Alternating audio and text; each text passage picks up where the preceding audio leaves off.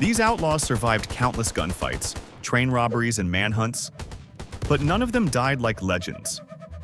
Jesse James was shot dusting a picture frame. Billy the Kid was killed holding a piece of beef.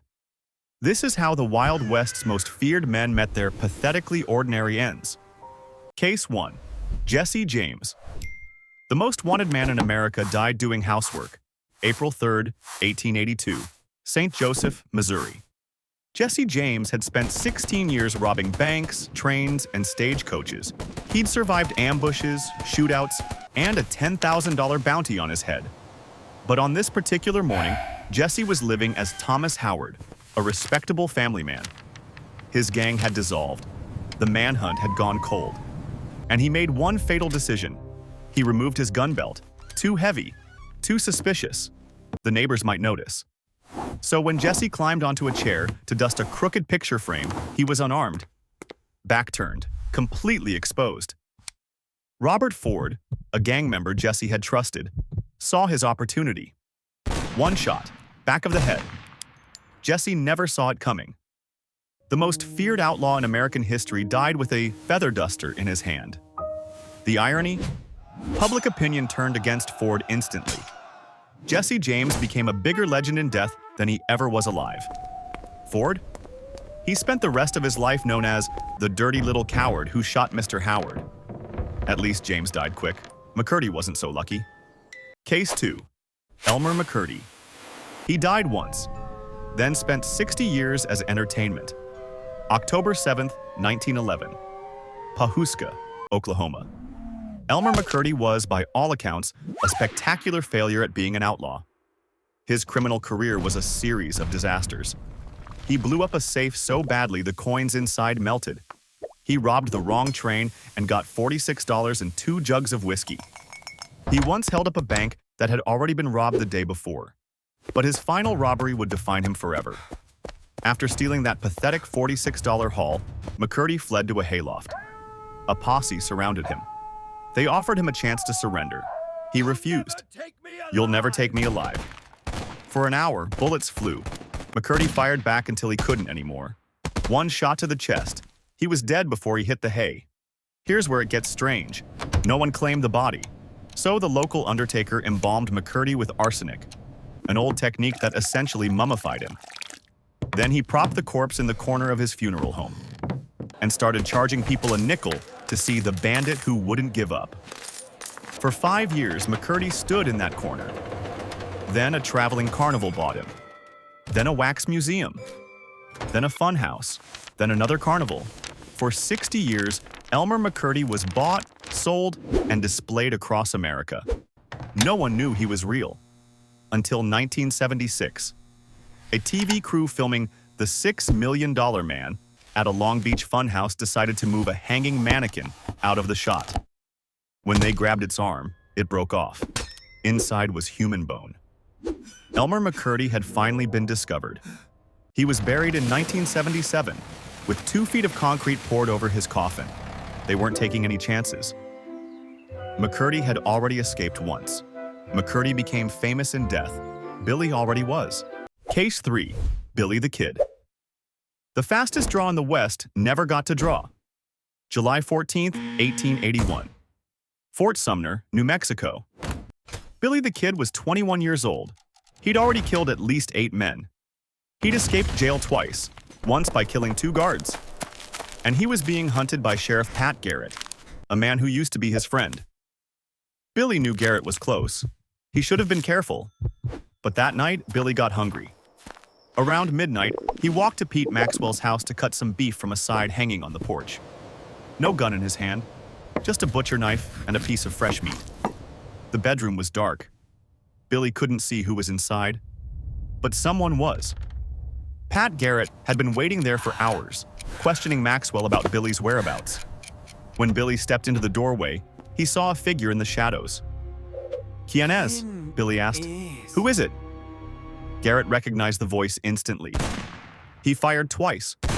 The first bullet hit Billy in the chest, just above the heart. He was dead before he hit the floor. The fastest gun in the West died holding a piece of beef. No showdown, no dramatic last words, no blaze of glory, just a question in the dark. and a bullet he never saw coming. To this day, some historians believe Garrett killed the wrong man, that Billy escaped and lived under a different name. But the official story? The legend died asking for dinner. Billy never saw it coming. Parrott saw everything. Case 4. Big-nosed George Parrott. He escaped the noose once. The mob made sure he didn't escape twice. March 22, 1881. Rawlins, Wyoming. George Parrott, known as Big Nose George, had been convicted of murdering 2 lawmen during a botched train robbery. The judge sentenced him to hang. But Parrott had other plans. While awaiting execution, he attacked the jailer's wife and nearly escaped. The town had seen enough. That night, a mob of 200 men dragged Parrott from his cell. They didn't take him to the gallows. They took him to a telegraph pole in the middle of town. A noose was thrown over the crossbar. And here's what separates Parrott from the others on this list. He saw everything coming. For what felt like an eternity, Parrott held on. His fingers whitened around the telegraph pole as the mob beat his hands with rifle butts. He could see the noose. He could hear them laughing. He knew he was seconds from death. When his grip finally broke, the fall wasn't far enough to kill him quickly. The rope squeezed the life out of him slowly. But the horror didn't end there. The local doctor, John Osborne, claimed Parrott's body for medical study. What he actually did was far worse. He removed the skin from Parrott's chest and thighs, tanned it like leather, then made it into a pair of shoes and a medical bag. The skull. Osborne used it as a doorstop for years. The shoes. Osborne wore them to his inauguration, when he became governor of Wyoming. A murderer's skin on the feet of a governor, walking into office. Parrott's remains weren't fully buried until 1950. His skull is still on display in a museum in Rawlins. Some legends never rest. The mob gave Parrott slow death. The state promised Ketchum quick. They lied. Case 5. Tom Ketchum. He wanted a quick death. The hangman gave him the opposite. April 26, 1901. Clayton, New Mexico. Tom Blackjack. Ketchum was a train robber who'd terrorized the Southwest for years. After a shootout that cost him his right arm, he was captured, tried, and sentenced to hang. Ketchum wasn't afraid. He'd accepted his fate. His last words? "I'll be in hell before you start breakfast. Let her rip." But what happened next became the most gruesome execution in American judicial history. The problem was simple math. At 170 pounds with a 6-foot drop, the force on Ketchum's neck exceeded 1,200 pounds. That's enough to decapitate a cow. The hemp rope, stiff from weeks in the desert air, acted less like a noose and more like a blade. The calculation was off by exactly the margin between execution and dismemberment. The trapdoor released, Ketchum dropped. For 3 seconds, the rope held. Then 1,200 pounds of force did what the hangman never intended. Ketchum's head separated completely from his body. The crowd screamed. Some fainted. The headless body stood upright for a moment before collapsing. The sheriff later claimed Ketchum's lips continued moving for several seconds after decapitation. Doctors say that's impossible, but everyone who was there swore they saw it. The aftermath? Photographers sold postcards of Ketchum's severed head for years. The images became so popular that they led to nationwide reforms in hanging procedures. Tom Ketchum wanted to die fast.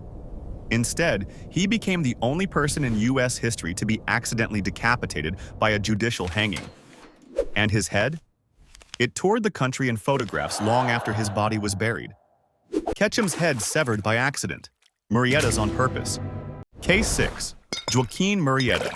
They couldn't catch him alive, so they made sure everyone saw him dead. July 25, 1853. California Central Valley. JOAQUIN MURRIETA was barely 23 years old, but he'd already become the most wanted man in Gold Rush, California. Some called him a bandit. Others called him a folk hero fighting back against the Americans who'd stolen Mexican land. The state didn't care about the debate. They just wanted him gone.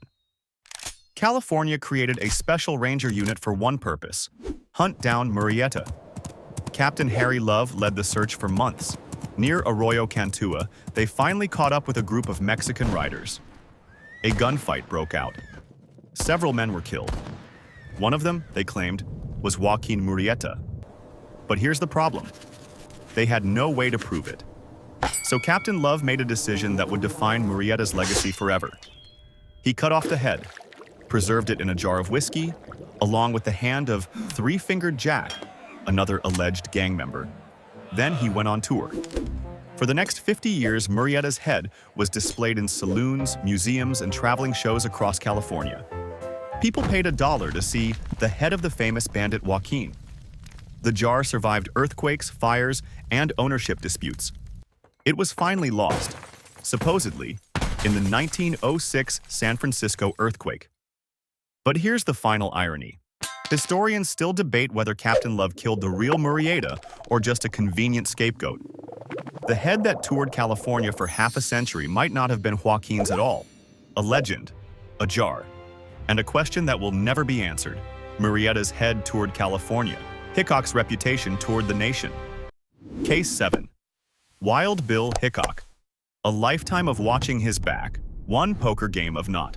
August 2nd, 1876. Deadwood, South Dakota. Wild Bill Hickok was 39 years old. He'd been a lawman, a gunfighter, a scout, and a showman. He'd killed dozens of men in documented shootouts. His reputation was so fearsome that most opponents surrendered rather than draw against him. But by 1876, Hickok was slowing down. His eyesight was failing. His reflexes weren't what they used to be. And on this particular afternoon, he made one critical mistake.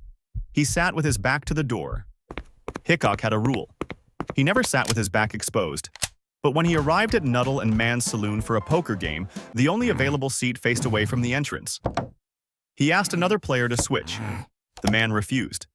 Hickok sat down anyway. Jack McCall, a drifter with a grudge, walked in behind him. Hickok never saw him coming. "Damn you, take that!"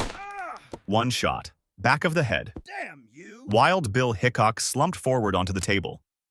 In his hand, 2 black aces, 2 black eights, and a 5th card lost to history. The dead man's hand. To this day, that combination is considered the unluckiest hand in poker. A legacy that outlived every gunfight, every legend, every story ever told about Wild Bill. He survived 100 duels. He died playing cards. McCall was later hanged for the murder. But Hickok's reputation? It lives forever. Frozen in a hand of poker he never got to finish. 7 legends. 7 pathetic endings. Subscribe to see how the next ones died.